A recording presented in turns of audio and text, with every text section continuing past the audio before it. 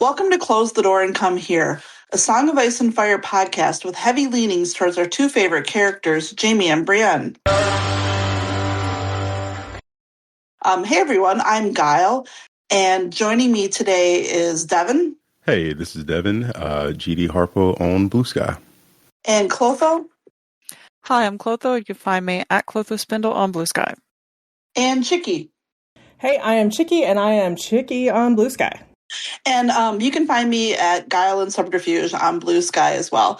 And today Today we're going to be discussing the second episode of the first season of A Night of the Seven Kingdoms, and it's called Hard Salt Beef. Do you guys remember when the episode names of A Game of Thrones came out and we all analyzed the shit out of it? Yes, because they were the first thing that would come out, and we would just be like, "Oh, what's in this one then? What does that mean?" Right, and now it's who knows? Now it's who knows? Beef jerky. Also, I don't know. What does it mean? Also, who cares? Although, did we know sadly, this would be a perfect time to make an intro joke around the hard salt beef belonging to Ser Arlan, but clearly at least two of those things are wrong. Oh, God. We should probably say spoilers for honestly anything in this entire universe. Yep, spoilers for anything in A Song of Ice and Fire, various rumors, whatever. We probably could talk about it. So thank you for that. Yep. So as we get into the episode, we jump right in with a flashback to Ser Arlan of Pennytree walking out of a hut naked. And, among Ser Arlan's many attributes are his huge penis. This is unexpected is the term I'm going to use right now.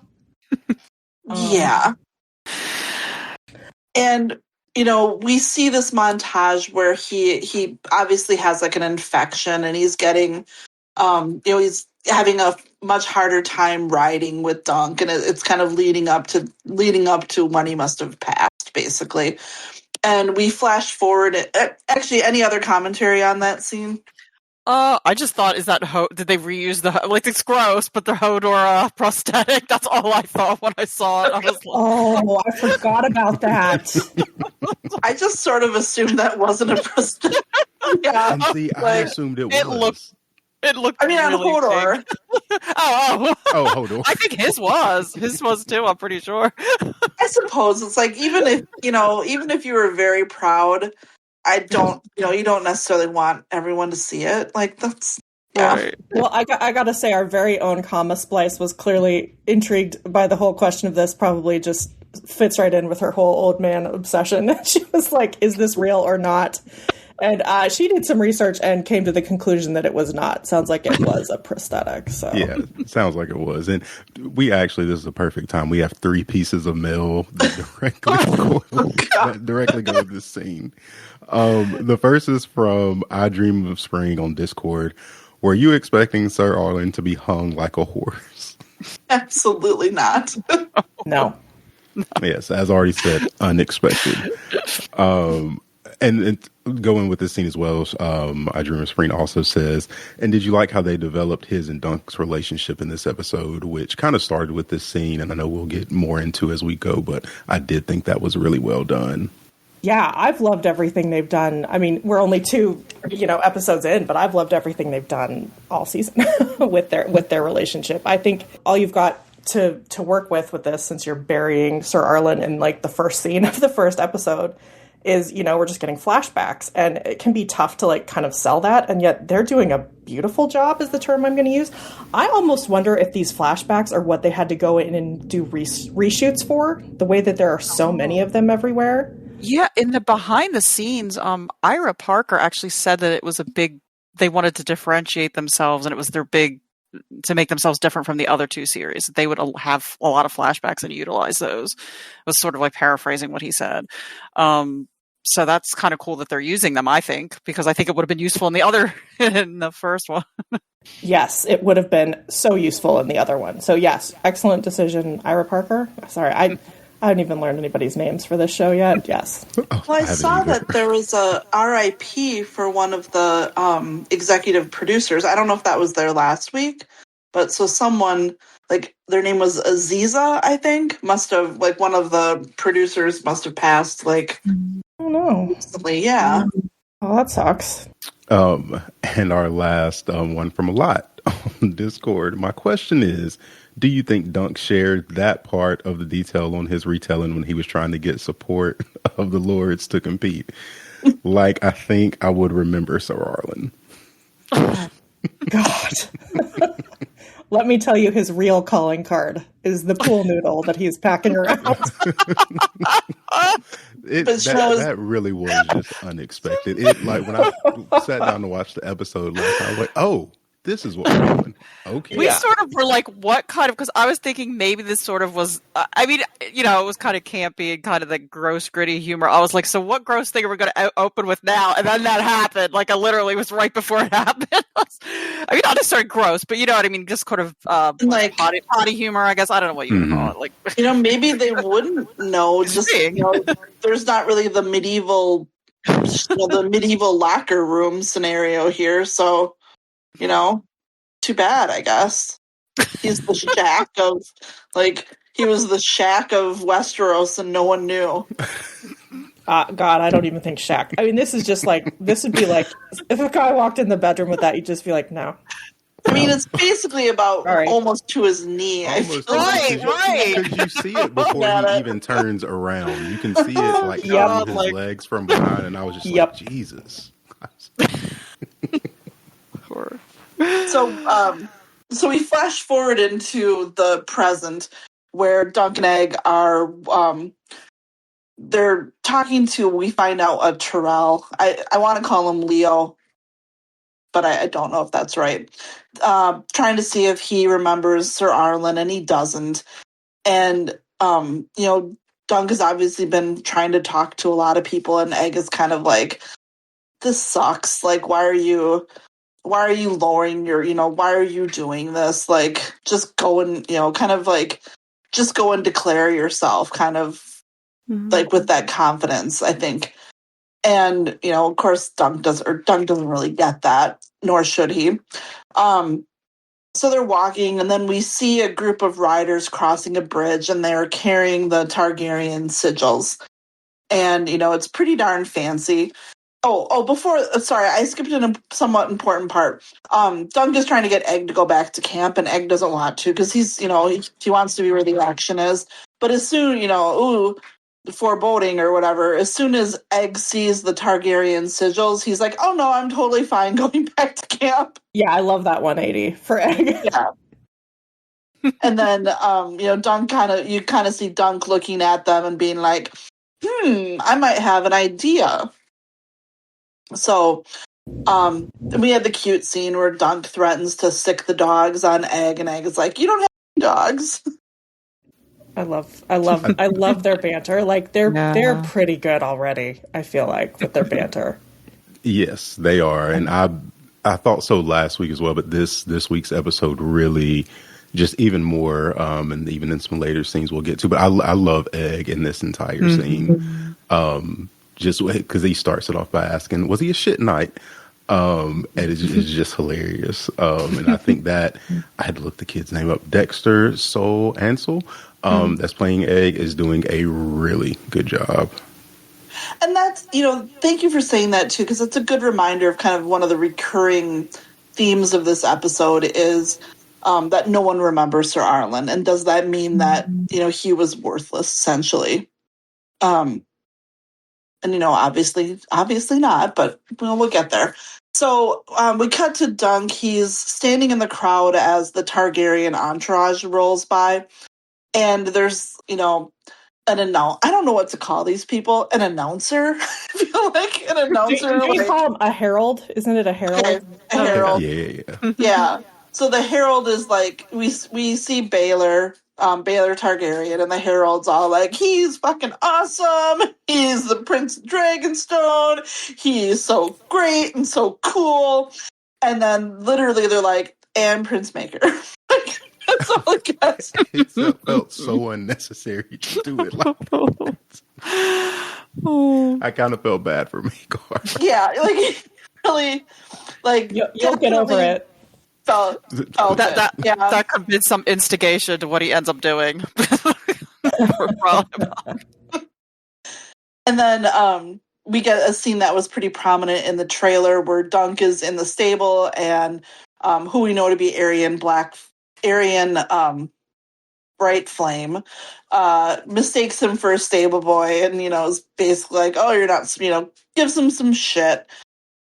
And, Dunk, I kind of like that Dunk is like, no, I'm not a serving boy either. Like, he kind of stands up for himself like a tiny little bit. And Aryan gives his horse to, the stable boy actually takes Aryan's horse, who then kicks him. And Dunk goes over and kind of soothes the horse, which, aw, right? Yeah. Which we love. And then he is confronted, but in like a somewhat friendly way, by two members of the Kingsguard. There's a Darkland, and the other one is a Craykall, so a Westlander. And they're like fairly friendly, like they're nice enough. I like that Dunk's height just kind of invites people over to talk to him. Like, in a way, it's like he's such an anomaly that people just like wander over and say things to him. Attracts attention, yeah. And, he asks the Sir Darkland, like, how a son of a crabber came to be in the Kingsguard. And I couldn't quite... Oh, go ahead. Yeah, I was thinking about this too, and I just didn't have time this afternoon to kind of look it up, because I was like, how is he not a Darkland of Duskendale if he's of Duskendale? That was a very interesting thing, and I guess they're kind of going in at it sideways with this concept of him being the son of a crabber. And then I'm like, is this some reference to Dick Crab? Because you're talking about the Crownlands here. And again, I did not get to go look and see. I'm sure someone on Reddit knows who this is supposed to be. Yeah, because this is the basic, was a wiki of Ice and Fire just says Donald of Duskendale. He was not, it specifically says he wasn't a member of the House Darkland, though he may have been inspired by them or something. I don't know what that means. So yeah, I couldn't find any. Well, what's interesting about this is, isn't it Duskendale where Brienne gets her shield painted with Dunk's coat of arms? Oh, is it? And she does this whole thing about the Darklands of Duskendale in that, what is it, her second chapter? It must be Brienne too. Oh, don't quote me. It seems like there's a lot of overlapping things that have to do with the Jaime and Brienne chapter, as far as names of things, and even with the show, they mentioned and I know it was from the Duncan Egg, but also the Ashford that was mentioned. Wasn't that where Jaime said he was from? When he was that was a show scene, but from Ashford. That show scene. Yeah, he did mention Ashford on the show. So I don't know how much mentions.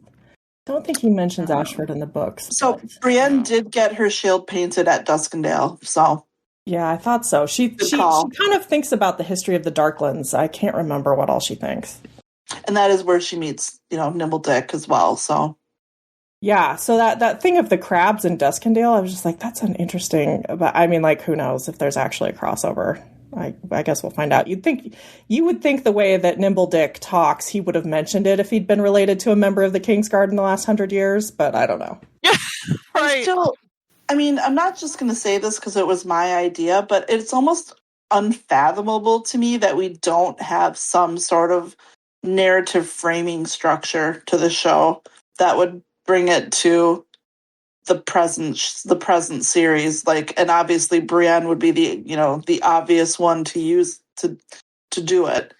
It's I suppose I feel like they are trying to distance themselves from Game of Thrones, but I would have thought I have to say this for them. It's pretty confident to put this out without using Game of Thrones as that much of a crutch. And I feel like, boy, they really aren't. Yeah, I agree. I agree. And they do little things they do play the Game of Thrones theme a tiny bit, but then they, will literally shit on it. Yeah. I do notice that they have if you look at the lettering that they're using, it's very close to the Game of Thrones font that they used, but it's kind of I don't know, a little less refined. It's not as crisp as the Game of Thrones one, kind of to make it, I suppose, more folksy or something. I'm not really sure. Or to maybe look at more like it's handwritten. I don't know. But they're doing little tiny things, but yeah, it's they're really threading that needle between definitely letting everyone know that this is Westeros and it's the world of Game of Thrones, while not directly tying into Game of Thrones any more than they absolutely need to, because they clearly are not going with Game of Thrones canon. So Yeah. Yeah, and I think it's just them, as they talked about in the behind the scenes, like we mentioned, they like distancing themselves from the other two shows. Like, yes, we're in this world, but we are something different in the story we're telling and the way we're telling it, which I think is smart. Very. I mean, Maekar is such the ancestor of Stannis sometimes that it's hilarious. So anyway, Dunk follows some servants to where the Targaryen faction group went to, and he's walking through these old low hallways with it's beautiful lighting, because you see so this seemed to me like he was taking the servants' entrance, wasn't he? Basically, this is very Dunk. I'm taking the servants' entrance. I'm not going in through the Lord's entrance hall. Oh, and see, I thought that's interesting. I'm sure that's the right take. I was taking it more as I'm not sure I have the right to be here, but not in a, I'm not sure. It could go either way. Yeah, I don't think you're wrong. I think you got it. I just interpret it weirdly.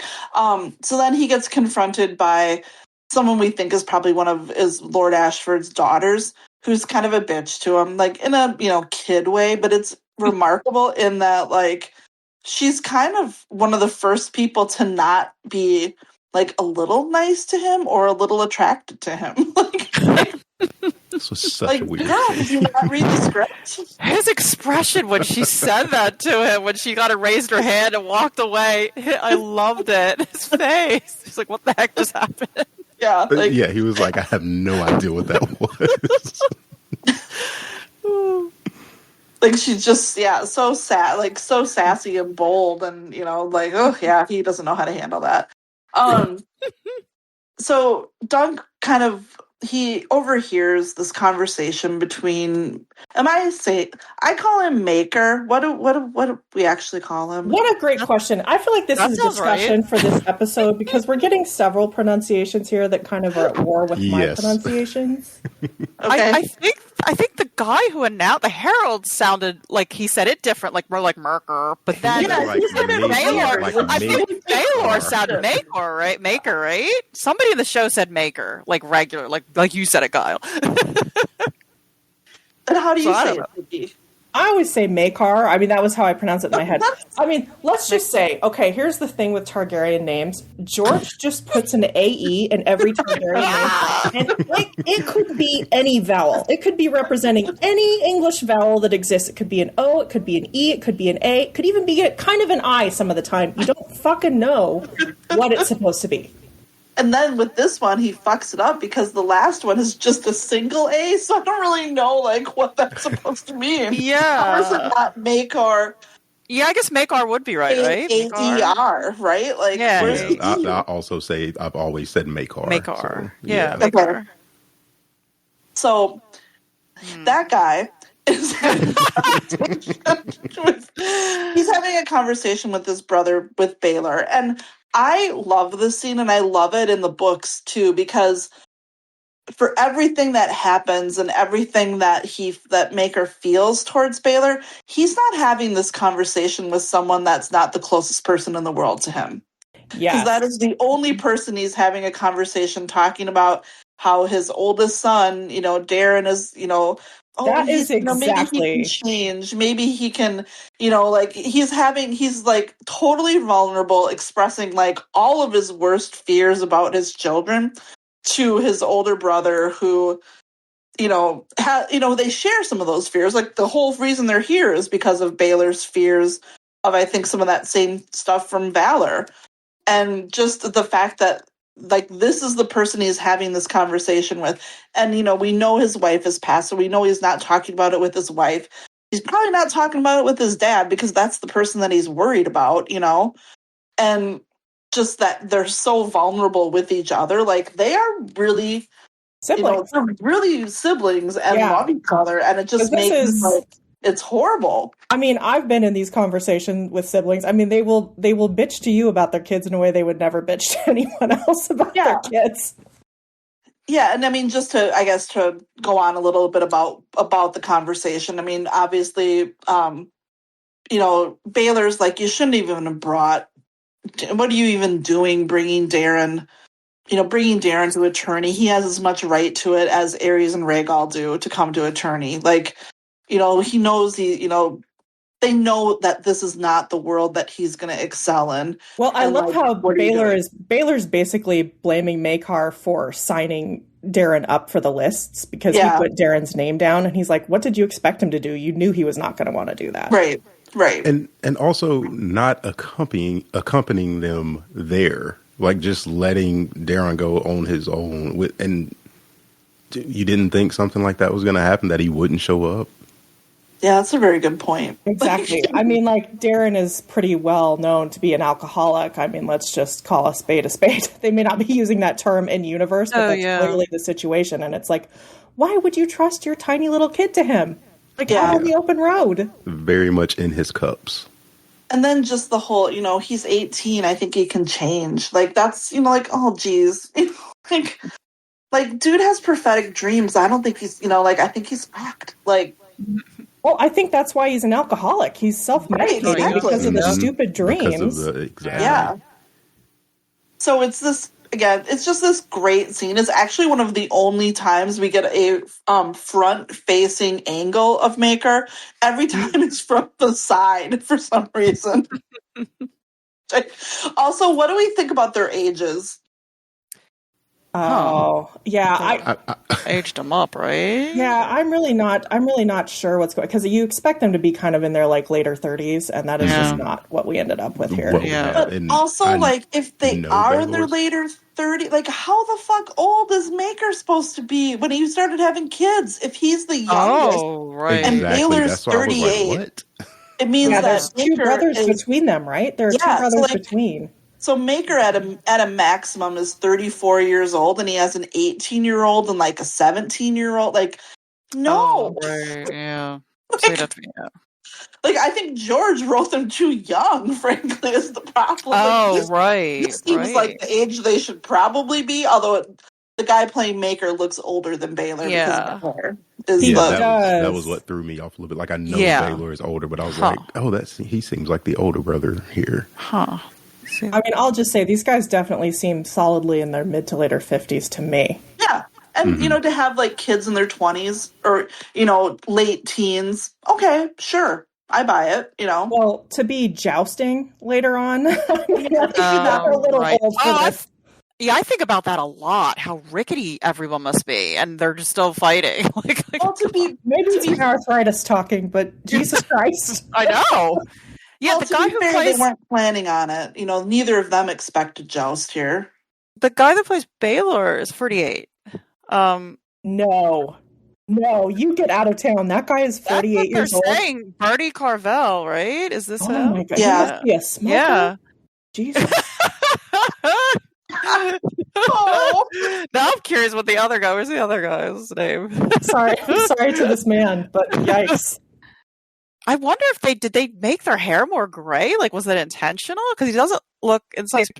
I think they mean it to be silver. Yeah. Oh, right. They're making them look the Targaryen hair, so maybe that's where it ends up looking. Yeah. Gosh.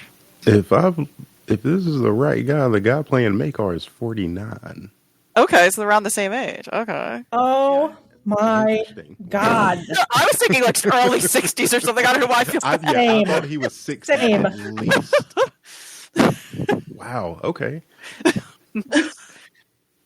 So anyway, this old man Maekar sees through his elderly eyes. Notices Dunk standing like behind the doorway. And, it's like, what are you doing?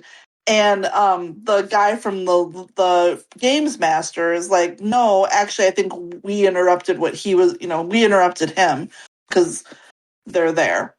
And so Dunk is like, actually, I'm Ser Arlan and Pennytree, and he told me about he fought against you, Lord Baelor. He fought against you and broke his lance, and Baelor's like, actually, I totally remember him. I love how every lesser lord that Dunk has gone to that he's pretty sure should remember Ser Arlan doesn't, and he takes this long shot asking Baelor Targaryen, who the last time Ser Arlan interacted with him was before Dunk ever came on the scene, so at least 10 at some tourney. And this is who remembers him, is the Crown Prince remembers him from some tourney 20 years ago. And, he's a dick, but I love him kind of. Maekar, I love him. The old man. It's like, how the fuck do you remember this? What the hell? And I mean, I kind of, he's thinking my fucking brother is fucking perfect memory and his fucking dark hair. And he's so fucking great. This is so younger sibling coded, the Maekar reactions, his facial reactions. Oh, God. And when he said erg, he literally said erg. Yeah, when Dunk is Ser Arlan said you were the most chivalrous and whatever else. And he's, it's perfect. He is so, he's actually middle child coded though, because I feel he's the Jan to Baelor's Marcia, so completely. Baelor. It's gotta be in the summary. And, it's but also Baelor's fucking awesome. Clearly, he's great. Yes, and yes. Dunk is kind of a shit here when he's like, oh no, actually, he broke his spear 7 times. Baelor's like, no, honey, it was 4. It's great, and it's almost directly. I went back at the Hedge Knight. It's almost the direct, the right dialogue. It's great. It's great. And at the end of the scene, Baelor's like, are you his son? And Duncan's like, no, and well, you're gonna need your own sigil. And sends him off, sends him sweetly on his way. And that is the term. I feel like Baelor is so gentle. It's he needs to tell Dunk this last thing that is clearly going to be a headache for Dunk, but he's like, you need to know that you can't use that sigil. I think the Baelor casting here is just chef's kiss. Maekar too. this is really good casting. Yeah, very good. Yes. Yeah, so good, and just I feel bad, okay, spoiler alert here, I feel bad that they're not in any of the coming novellas unless there's additional scenes for them. That kind of sucks that we don't get, we don't get them. Because, I like this world. This is interesting. There could be some Maekar in the next novella. That's possible because Dunk remembers some conversations with Maekar. Mm-hmm. He went to Summerhall, I think, with. Okay. Well, and they were in Old Town too. I bet we definitely. I bet they keep Maekar around. Right, especially since they flashbacks. They can utilize that if they ever have to. Yeah, you guys are totally. I was like, well, why not Baelor? Oh my god! Oh my god! The flashbacks, so we could get him. Yeah. But yeah, just a great chef's kiss, perfect scene. Loved everything about that. Loved meeting them after having. I guess this is the one scene that even more. I don't know why, but even more than meeting Dunk and Egg themselves, meeting these two made me feel the way I felt when I was watching Game of Thrones and a new character that I loved was on it for the first time. Oh yeah, yes. Feeling yes. oh my god, that's Oberyn! Holy shit, that excitement of seeing them. I felt it with these two. Oh, that was great. I love that. So can I just say, I love, too, the ending of this scene, because the last time that Dunk went to see Plummer in episode 1, he, hit his head both times on the way in and out of the room. And this time he does the thing of not being sure which direction he's supposed to go, because he's so flustered at the end. I just love how they work in these awkward little funny moments. Yes, and the way he's playing Dunk is so good. Right. It's really genuine. Because it would be so hard to sell that, and he does a really good job of selling it. And I think it's just because he's never too much of anything. Like, he's never too bold. He's never too downtrodden. He's never, he's just very much a person. Mm-hmm. Oh, yeah. Yes, and very genuine. And the one from this scene also, when he after he says about the 7 lances versus 4, and he says, Ser Arlan always said I was thick as a castle wall. And And I can't believe Maekar could hold his tongue on that one. That is some setting himself up for something. And the whole time it was Ser Arlan who was thick as a castle wall. Who knew? Player knows player. So we move on to the next scene, which is Dunk and Egg watching a new puppeteering show that our good friend Tanselle the Tall is doing. And, that's delightful and delighting, and they hang around backstage essentially after. And Dunk, gives her a couple of coins and is talking to her just a little bit. And she mentions that she does some painting. And then, kudos to Dunk for being like, hey, I know. Way to capitalize on that moment, Dunk. Great job. Great work. And he asked her to paint his shield. And then he kind of has a hard time coming up with what he would want his sigil to be, which... Really, Dunk? You've been with the knight for, let's say 10 years and you haven't already drawn your sigil in your head? That's unusual. I feel like, everyone would know what their sigil would be. But he doesn't know. And he decides he wants sunset colors because I think Ser Arlan liked watching the sunset. And then Egg starts, telling, basically, draw the elm tree that we're staying under, and then Dunk adds the shooting star. So it's kind of their combined ideas that we get to make the shield. And and I love that because this is such a good illustration of kind of how Dunk and Egg work together. Right. Dunk is in so many ways, intelligent, definitely has some emotional intelligence, but Egg is really sharp. Egg is just on it, and you can just see that working here. Also, I love how Egg is kind of looking back and forth between Tanselle and Dunk in this scene. He's noticing that there's a vibe between them. I love this kid so much. Dunk can't find the words, and he's just like, are you? Yes. And he tells her his name, Ser Duncan the Tall, and she's sees that recognition, the boys call me Tanselle the Tall, or used to call me Tanselle the Tall, and we get Dunk being like, oh, you're just right. And then, the look of alarm on Egg's face. Oh, great. He's just so, third person horrified for him. Yes. And it's just so good. And another, just one of those lines right from the book. I love it. Mm-hmm.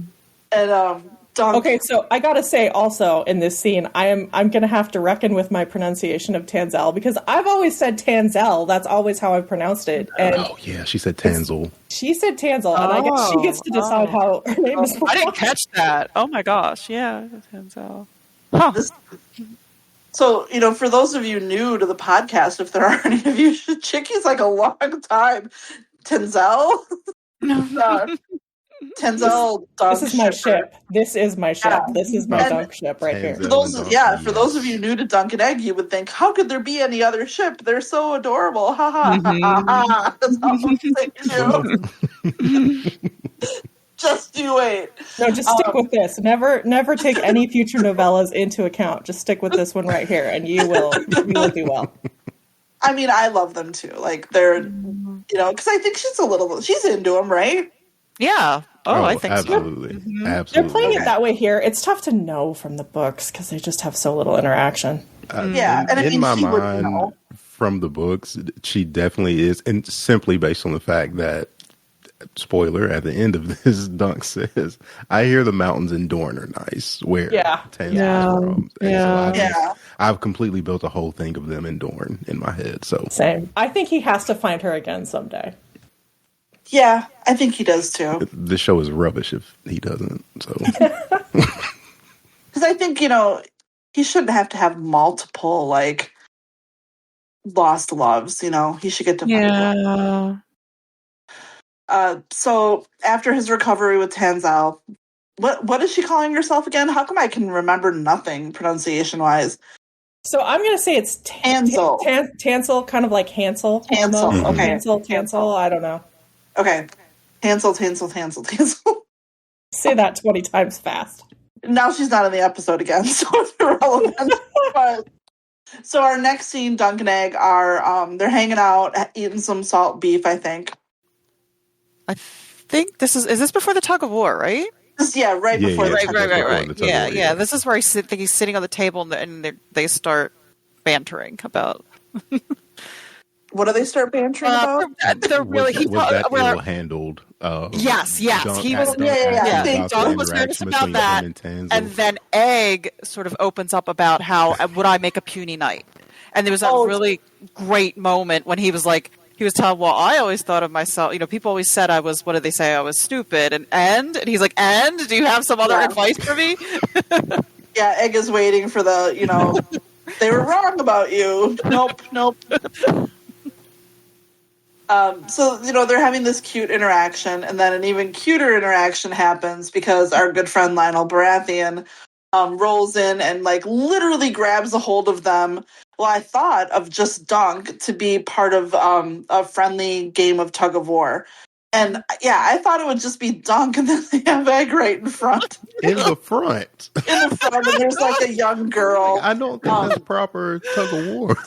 Yeah. Put your smallest in the front. But there was, like, a little girl on the other side. I loved that it was, like, mixed with men and women, too. Like, right, I think there were a couple girls. There was one girl on Dunk's side, too, right? There were a couple. Yeah. Nice. It was cool. Yeah, like, I'm sorry, I'm just going to say, because... why is Olympic tug of war not come back? Like, don't you think that it used to be in the Olympics? And, like, who the fuck isn't watching Olympic tug of war? That would be amazing. Like, obviously America would dominate. I don't love that for us in our current moment, but, like, I would still want to watch. I feel like this would be super fun.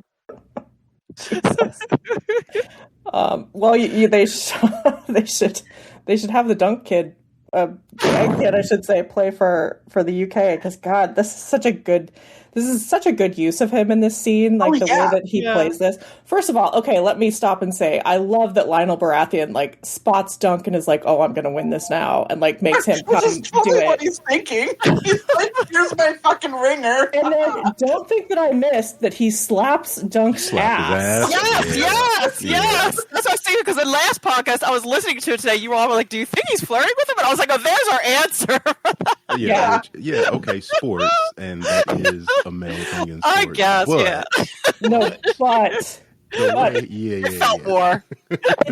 With all of the other context, I mean, like, this is now my new secondary Dunk ship. That's all I'm going to say about it. More than the Fiddler? Come on. Oh gosh. So for those of you new to Dunk and Egg, everyone hits on Dunk.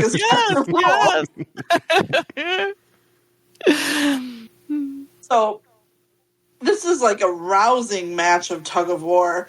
And at one point, Lionel just leaves. He just drops the line and goes and gets a drink. And Dunk, Egg is trying not to fall. And so he actually grabs onto the rope with his feet, which is like... But this is genius. This is such good strategy, because they can't drag him over the line if he's literally on the rope. It was such a good idea. And Dunk is way at the end, pulling, and after the butt slapping, Lionel comes back and starts pulling again, and then Dunk's team wins, and they all hug and kiss. They don't kiss, maybe. They're doing a really good job of establishing why later that, like, Lionel is on his team. Sort of. Yeah, they're definitely giving him more than just like the for shits and giggles, which seemed like, that's what he was in for. And like the great still of like Egg being held by Dunk while Lionel's behind them and they're all cheering. Yeah. Team. So then later they are, so after that, we get the sad part, you guys. This is hard for me. So, we get the next thing we get, it's dark out, and Dunk is going to an armorer, and we meet Steely Pate. And, Steely Pate's awesome because it's like, I don't make any of this shitbag, like, fancy armor. I just make, like, really good armor. F everyone. Love him. And, Dunk's like, whatever, dude. Like, I have no money. I will take whatever you give me, basically. And I think the price that Steely Pate quotes him is, like, 800 stags. And, Dunk just kind of sad. Dunk's like, well, would you take some used armor? And Steely Pate's like, I don't sell stuff that I don't make. And Dunk's like kind of downtroddenly walking away. And Steely Pate is sad for Dunk, as everyone is. And, that was, he's such good casting. Like, I know it's not a major part, but he did such a good job with that. Like, conveying, like, he seemed really, again, Steely Pate just also seemed really genuine. Like, you could just see him at, in this type of situation, his just how he conveyed, just interact with someone like, I can't make this. I can't waste my time on something I'm not going to get money for. But at the same time, you could just see how much he felt for Dunk. Mm-hmm. It was cool. Yeah. Like he sees how genuine Dunk is as well. And like he sees that same thing that he has himself. Yeah, it's like this. Yeah, I think he immediately sees that this is not Dunk like bargaining hard. This is just he's too poor. It's very obvious what the problem is. Like, dude, I just don't have it. Yeah, just can't do it.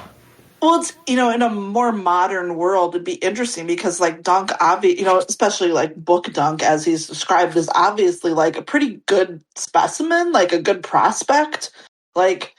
If he was a football player and he came into your store and he couldn't buy cleats, I could see people thinking like, well, he might be in the NFL someday. I'll, give him a deal on cleats or whatever like you can kind of see where people would maybe do things thinking like, he might be going places. That's a really good point. Yeah. I don't feel like any of these people are necessarily thinking that, though, because I think, like, the class aspect is just going to stand in the way of that too much, unfortunately. But, so I do think it's, like, he's just sweet. And, because of that, Steely Pate's like, you know what, I'll give it to you for 600 and, bring the armor. He should be like, don't even bother with the armor, because I feel like he doesn't really want it. Want it.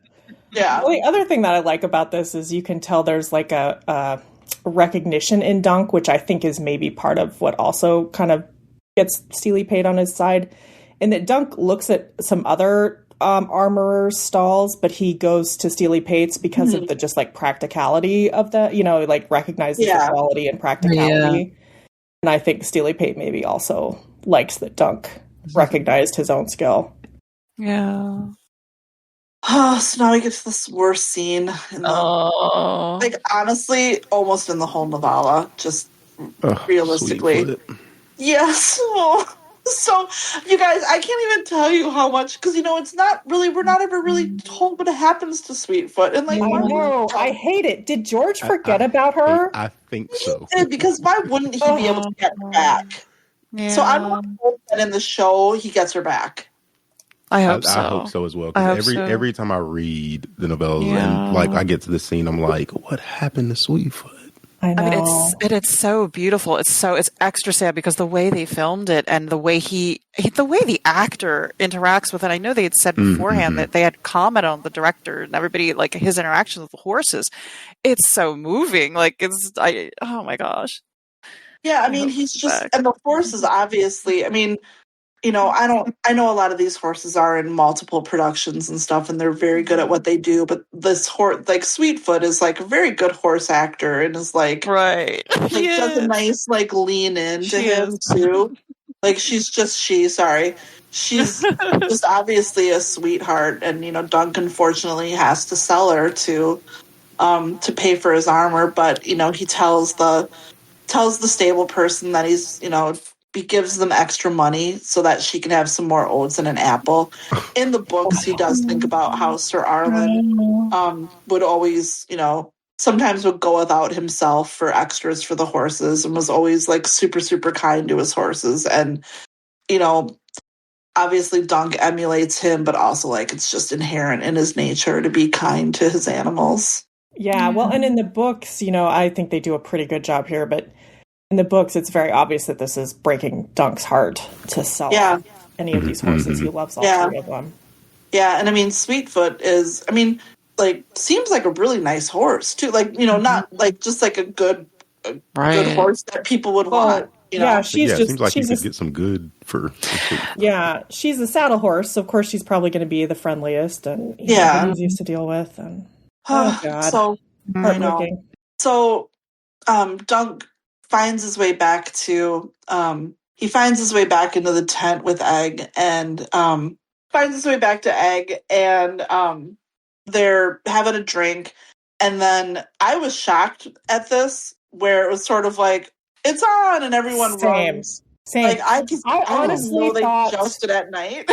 Well, I called ridiculous. It is ridiculous. I agree. But it is also very cinematic. It did look really good. I kind of caught from the trailer that it looked like they were doing the jousting at night, so that didn't shock me. I was just shocked that the tourney started this early in the season. I assumed with a 6-episode season we were looking at maybe episode 4. I was like, maybe they'll start it in episode 3 because of this first day that's just like the highborn people. I don't know. This surprised me. I'm interested to see what happens with the pacing from here. And I was a little bit like, one of the things I actually found interesting in rereading the novella is like remembering the specifics of how this tourney is done, where they start with the 4 champions, you know, and you can choose who to challenge. And I'm wondering if maybe this next day we'll get some more narration around that, because this was really just meant to, like, I think, like, be the huge spectacle and excitement of it. Right. Yeah, I wondered the same thing, if they were going to have exactly the same tourney setup or not. And I guess we won't find out until the next episode. Yeah. It's funny because at some point Dunk isn't it in this episode that he says something about, like, you know, I might be able to be a champion for an hour or something, which is very much an aspect of the way that this particular tourney works. And so I don't know.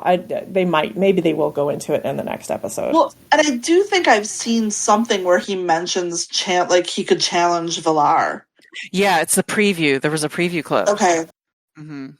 So I think they are going to have to get into, but all I think we have to get from here is that, like, Egg loses his shit watching it, first of all. Oh my god, he's such a little sports fan, and they have it just right too. Like,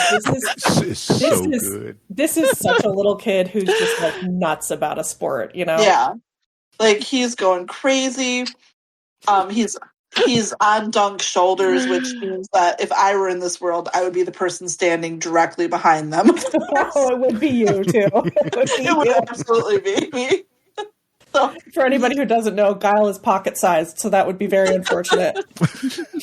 Normally, I can just, like, shoulder my way into the front row of things, but I don't think I would want to be in the front row because, you know, we do see some pretty gruesome... Yeah, like, gruesome stuff here. I love the moment too where Dunk is so impressed by Valar's armor that he's like, "Oh, I'll bet he'll win," and Egg is immediately like, "I'll take that bet." Yeah, like, I don't think so. Yeah. At one point, like, and like all the Targaryens that aren't like, so Aerion and Baelor and Maekar are all like watching on a platform and stuff, and is that why Egg wanted to? Because I was like, I don't know. Egg thinks they're not going to recognize him since he's on the shoulders of by far the tallest person here. Like, he's putting a lot of faith in that shaved head of his, and I don't know. It seems to be working. So I don't know. It's been weird to me these first 2 episodes because they're just out and about, and it's like, anyone could come walking out here. And I was thinking, like, how does Lionel Baratheon not recognize him? Like, I just feel like he'd be like, he's a Lord Paramount. He'd be around. Like, it seemed like it's weird that this kid is bald. Doesn't he sticks out like such a little sore thumb because he's bald. Why does Like, Maekar not have hair? with egg sticks out so much. This super tall guy with this mini bald head. Like, he's so petite. He's tiny. Oh. God, they could just get a really, really big jacket for Dunk and Egg to put it on. No, they could be that person. Oh my God. So as you know, they're watching it, and Egg is really like super into it, and you know, you can kind of see. I mean, you can basically feel Dunk's stomach starting to churn as he's watching it, because you know it is, you know, it's super exciting, but it's violent. There's, you know, people falling. There's danger. There's all of this. And like you can kind of see him being like, "Oh, this is what I signed up for." Basically, like I love how he like flinches after the first charge when everybody kind of breaks their lances at the same time, and he flinches at the sound of it, and you're like, "Oh shit, he's never done this." Such a good job of conveying that, because of course in the books we only get it in his head, Right. what he's thinking when all this is going on. But I thought they did a really good job during the scene of showing that. Yeah, and it's like the weight of his decision, and you know, there's a flashback to, like just, you know, more flashbacks here, and just I love the flashback to literally Ser Arlan dead. I mean, they're not letting you. Yeah. They're not letting you wonder what is bothering him here. It's the death. Yeah. He's afraid of dying right now. Like you almost see like a panic attack starting. You know, beginnings of one. You know, I think it is the beginning of a panic attack. But then I thought it was interesting because I thought like his conversation with Egg sort of switched gears a little bit, because he was he's talking about how no one knew Ser Arlan, and how, you know, he didn't have any friends, and like how hard he was and what a hard life it was. And that, you know, he wants to be his legacy. He wants people to know him, to know what his life was worth, which seems like sort of an optimistic outcome from where he was feeling a half an hour earlier. I thought it was pretty affecting, though, when you think, like, you know, holy shit, how does a hedge knight survive to be 60 plus years old?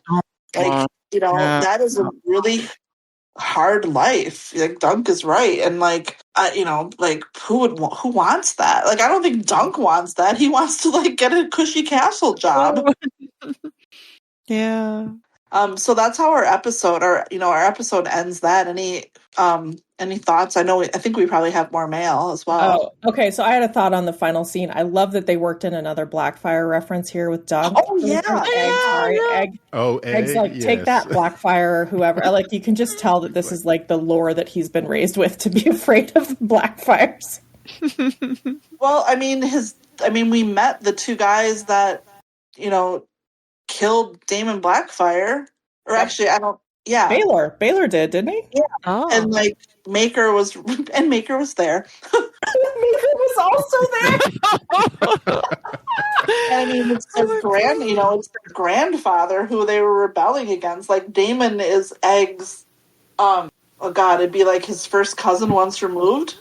Oh wow, family, definitely. Yeah. So I mean, like. It's always struck me in the Mystery Night where Egg is like talks about like Lady Shira. I'm like, yeah, he fucking knows her, you know. Like, Yep. Anyway, sorry, but yeah, that was awesome. Do you think though? Because how do you think like a Blackfire at this point? Do you think they're like the boogeyman for like? I mean, it feels like that, doesn't it? I mean, because you can tell it just kind of haunts House Targaryen. And it will continue to haunt them because they're still not done with the Blackfires. Yeah, it feels like one of those things that, of course, knowing the story will just kind of always be there looming in the background, regardless of what else is going on. Because how many kids of that did he have? Was it 8 that he legitimized? Legitimized? Yeah, it was something ridiculous. Or 12? Something crazy. A lot. Whatever Aegon that was, the 4th. Do we think it was Aegon the 4th that did the legitimizing? Yeah. The thing that still is haunting them, I guess, if you think about it, since the Golden Company is actually just invading Westeros in the current series. Yeah. Did we have any mail? Yes, we do have some pieces of mail. So we'll start with Buck O'Hare, Discord. I would love your general views on MVP, most surprising performance, best addition from the screenplay, best book moment brought to life, worst addition, and how much it's tits and dragons on a scale of 0, decent and mature treatment of the material, to 10, I guess they kind of forgot. I would say dicks and dragons instead of tits for this episode.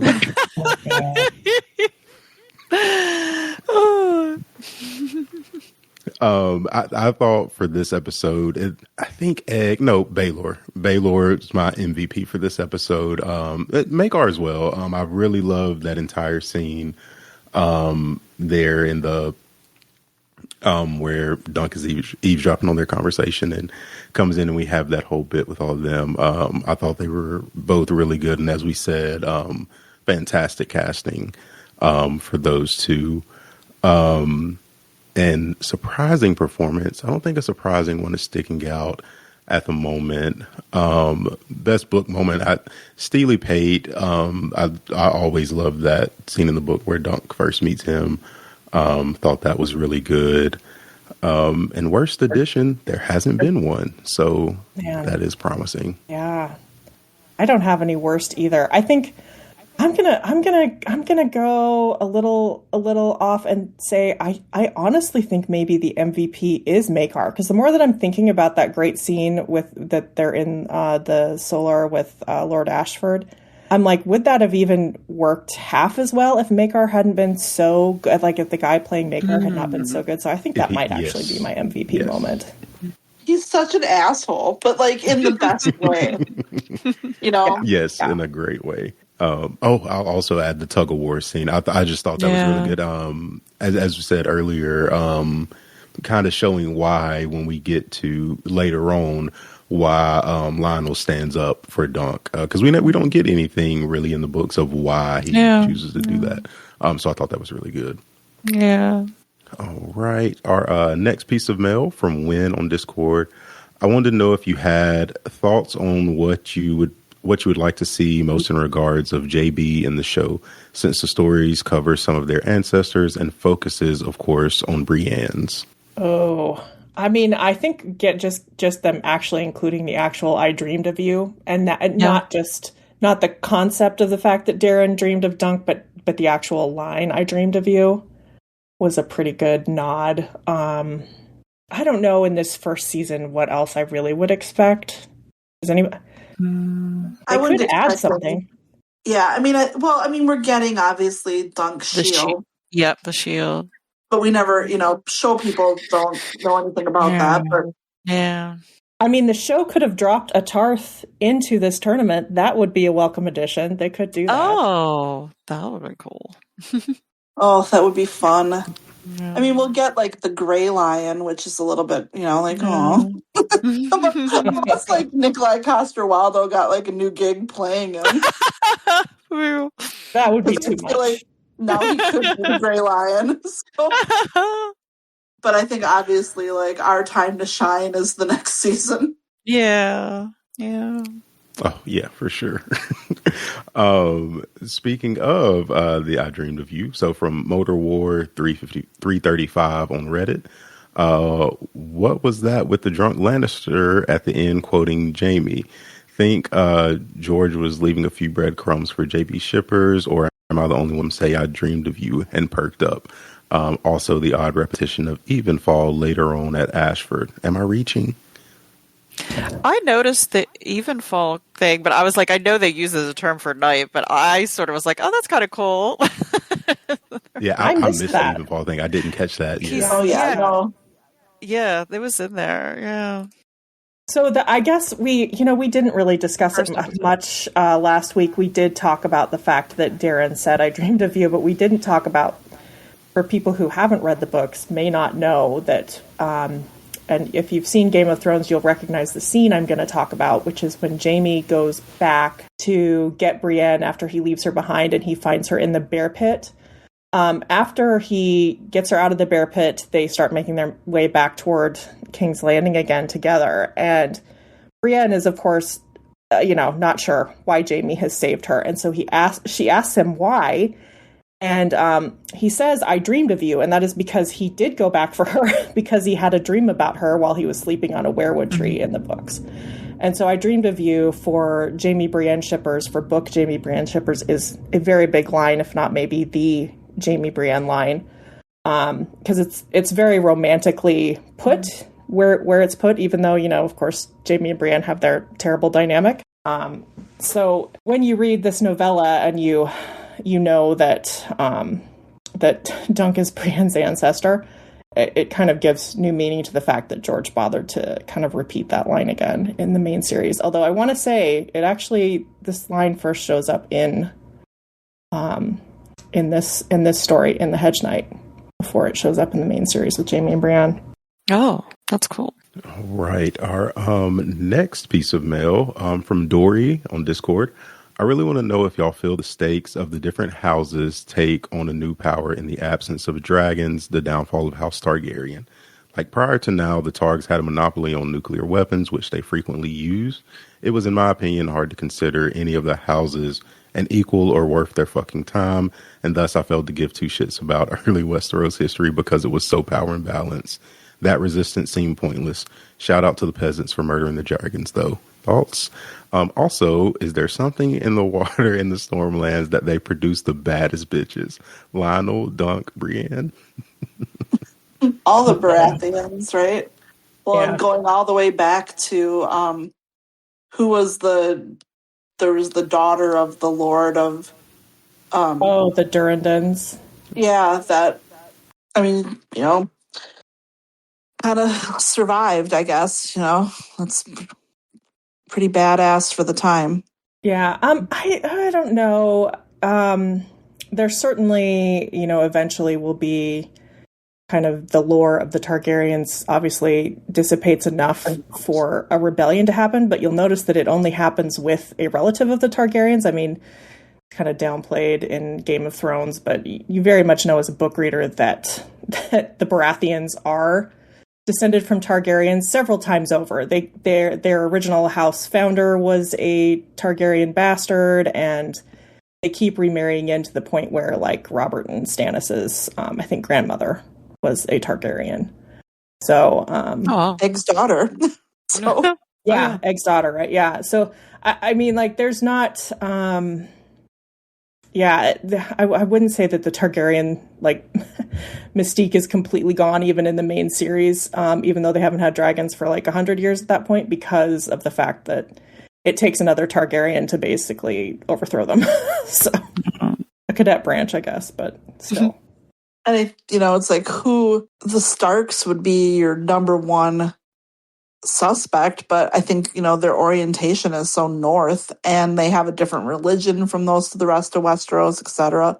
Like they're not I don't gonna know. I think the Martells are maybe the biggest Targaryen enemies in the Seven Kingdoms.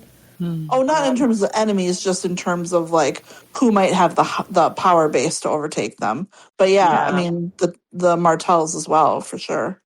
They have to keep marrying Martells to keep Dorne. To keep them in, yeah. In the system. Yeah, I mean, like, because really, I mean, Darren the Good's wife is a Martell, and then Maekar's wife is a Dane. So, like, they have both Dornish wives. And then, of course, Elia, who Rhaegar will marry, and Rhaegar is Egg's, I guess, great grandson, another Martell. Those Dornish. A few more pieces of mail. Our next one from Alice in Westeros. Hi, so glad to hear your voices again. Dropped out for a while. You know why. It's fun to have the gang back together. Okay, y'all. Yes, thank you. Y'all mentioned that terrible plan that they had for the Jon Snow sequel and how it's good that we weren't subjected to it. For reals. But it wasn't just that he was depressed and killed himself or died or whatever at the end. It was that he was depressed, died at the end, and was spending time building huts and then burning them down again and again, building them up and burning them down. What the ever loving fuck? Can Can you imagine how bad that would have been? Like, I can't even get into a headspace that this was an idea for a show. And I'm talking about any show ever, like even shows about people that love and or simultaneously hate Huts. Who would ever want to watch this? I think the only thing you can say to that is HBO was so desperate to get some of the main cast back from Game of Thrones and to keep it in the Game of Thrones storyline that I think they were willing to entertain any concept. I mean, like any crazy Literally out there logline was getting some traction. Because I'm surprised the crazy. idea for this even got out, because it on its face, it sounds so ridiculous. Oh no, everyone involved should be too embarrassed to talk about it. Exactly. And it sounds like they couldn't even get Kit because he had all that bad experience and went to rehab, and like it sounds traumatizing for him. So I don't even think they'd be able to get him back for it. Well, he was definitely on board at one point. He was kind of spearheading it, but I don't know what the story was when he was involved. The article was like, then he didn't. It seemed to indicate that he didn't want to do it. Yeah, so maybe it just got too weird. I feel just as much about the Arya sequel, West of Westeros. I don't care. If she's not in Westeros, I genuinely don't care. Do not care. Yeah, I don't know how they're gonna. Well, and I'm just gonna say it outright. I think of all of the Stark kids, like Bran and Arya are probably the ones who would interest the audience least at this point, or by the end of Game of Thrones, were probably the least interesting to people. So it's just, I don't know. Seems like a weird choice to me. Yeah. And even in the Jon thing, they say he no longer has ghosts. That's half the fun. Like, why? What? They want to be runs cheap. Ghost away at some point or something. Oh, right. They don't want to pay for it. Oh. Yeah. It's like if you're doing a Jon Snow anything, you need ghosts, you need warging. So, and Alice, they finish with, anyway, love y'all. Our next piece of mail from AKotS. I like the way they're keeping the spirit of the book. Everyone wants to dunk. Absolutely. That is canon. That is canon. Well, how did we not make a canon joke about Ser Arlan? Like, what the hell? Oh my god! It might not be canon, but it's a canon. Oh my god! And that was close, so it wasn't even hard. Anyway, Romy 90 on Reddit says this show came out at the right time. We're living in a time of political unrest in our real world anyway. So a show about a humble guy who stands for justice and honor, wants to do good is exactly what we need right now. And the way Peter Claffey plays him, you cannot help but root for Dunk. Yeah. 100%. God, no kidding. You've got all U.S. citizens on this particular episode, and I think we could use about 100 million dunks right now. Be nice. Yes. Next, so a few more pieces of mail. Next from Dramatic Humor 5363. Why is the knighting scene the best fucking scene of season 8? Really, the only scene I remember from season 8 outside of the night battle. I really do not remember much from that last season. Well, and it's so, when you think about it too, it's like that whole scene is the best, it's the best scene of the whole season. It's actually the scene that has a relationship to the show we're watching now because, Pod is singing Jenny's song. Well, Jenny is Egg's daughter-in-law in the future, okay. We're actually all, the good stuff is all connected. The shit is the stuff that, was never written down in the first place. Well, I hated the knighting scene, so don't gather me into that, but yes. Yeah, the show did not earn that, but at least they gave it to us. All right, next from a stranger giving the strange welcome on Tumblr. Hey, ladies and gent. In your regards to your discussion on episode 1, my take on the stomping dance, which I loved, in regards to why the showrunners put it on the scene for so long, was it was an artistic way to show us that Dunk's actually pretty quick on his feet. Don't get me wrong, it's not flirty on Lionel's part, to be sure. He's definitely got a touch of the Oberyn about him, if you know what I mean. And the dance shows us a bit of his character. But I also think the main takeaway is that Dunk can keep up. This guy's literally trying to stomp on his feet for a good portion, and Dunk can gracefully dodge. We don't get to see how Dunk fights till the trial, but this is showing us that he can actually join these lords in this element and be at home. Jaime also has the thought that Brienne is far faster than she has a right to be for someone of her size, and this scene brought that to the forefront of my mind. I like the show quite a bit, but I'm a bit worried about the stupid Ser Arlan cuts. They're not funny, and I didn't think it was a good sign that they interrupted a very beautiful opening scene of him burying Ser Arlan with those cuts, and then follows with the whole shitting on GOT thing. These novellas are lighthearted, but they're not irreverent. I would say they live or die by the emotional sincerity, actually. It was a bit disturbing to me that the very first scene, they ruined the emotional sincerity of that moment with a joke that was not funny.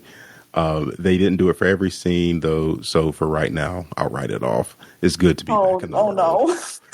Yeah, they come back with some more Ser Arlan. Right back and tell us what you thought about this episode, because I feel like 99.9% of it is for you. Like, but the 0.1.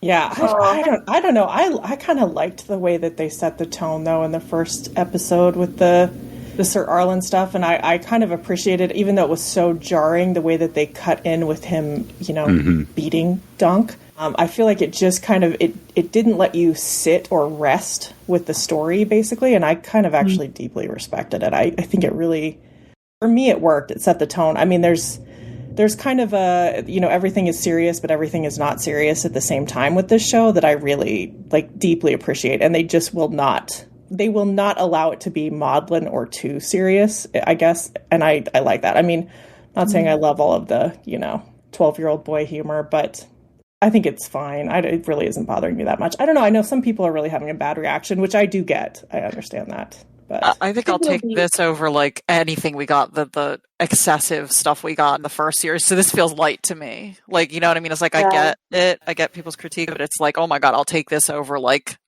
all the garbage we got in the first. Yeah, and they're not overdoing it. Yeah, so far. Stuff's going to go down pretty soon, so it'll be interesting to see, because, it's going to be really hard to have a light tone through some of this, so. Yeah. I feel like it's kind of, it works for particularly these early episodes of the story.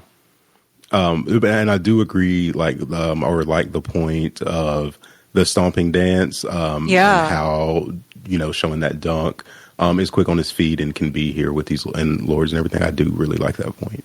Yeah, that's really. It also shows that he doesn't know how to handle being flirted with. So there was also that. All right. Our last piece of mail, I believe. Yep, last piece of mail from Thea is yapping on Tumblr. What similarities do you see between Brienne book and or show and show Dunk? Do you think they are going to add some extra parallels between them in the future episodes or seasons to subtly point towards their connection? Besides the blonde hair and blue eyes, from what I remember, Dunk's hair is brown in the books. I suck at asking questions, but I love listening to you guys talking. So I haven't read the novellas yet, but I watched the first episode last week, and oh my, Dunk is really sweet. I already have a soft spot for him, and the actor is really good at portraying his awkwardness, shyness. It's so Brienne-esque. I'm excited to see more. Also, the second episode comes out on my birthday. Yay. So happy belated birthday.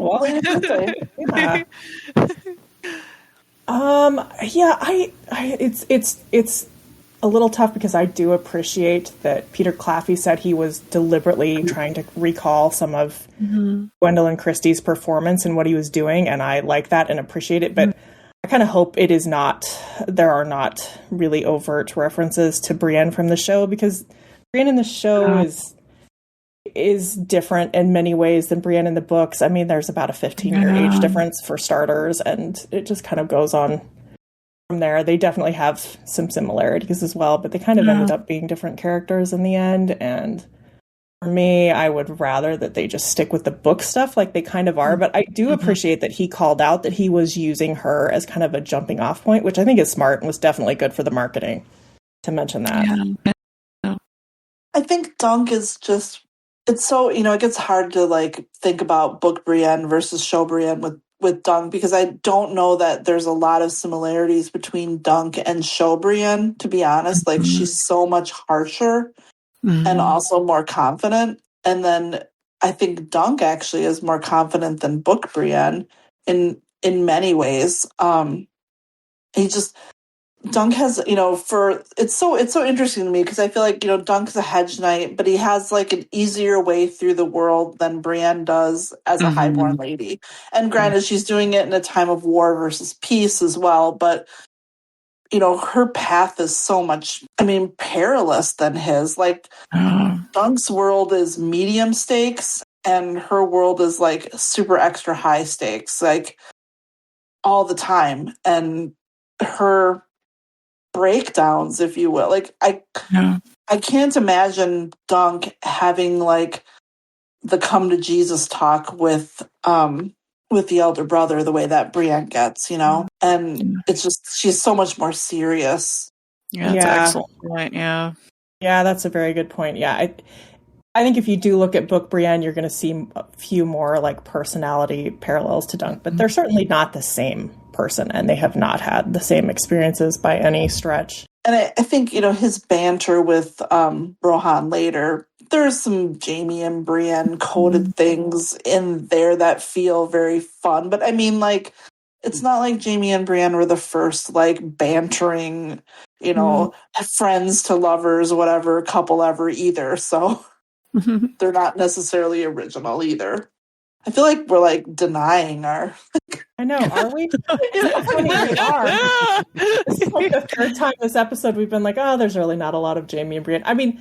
There are definitely some Brienne-ish things that go on and vague references if you're kind of looking. I definitely agree with that. And just in the general, like the idea, and the thing is like the best parts of Dunk are sort of, it's not just Brienne, it's like the person that Jaime aspires to be. And like, if for real, like if you told Jaime you want to be like Ser Duncan the Tall, Lord Commander of the Kingsguard, Jaime would be like, absolutely, yes, that's what I want to be, And, there are, the Jaime of Feast for Crows is like, maybe that's the parallel we should start thinking about, is how much of Jaime and Feast is like Dunk, like that actively, because, they actively trying to be like the stereotypical knight of the stories. Like Brienne,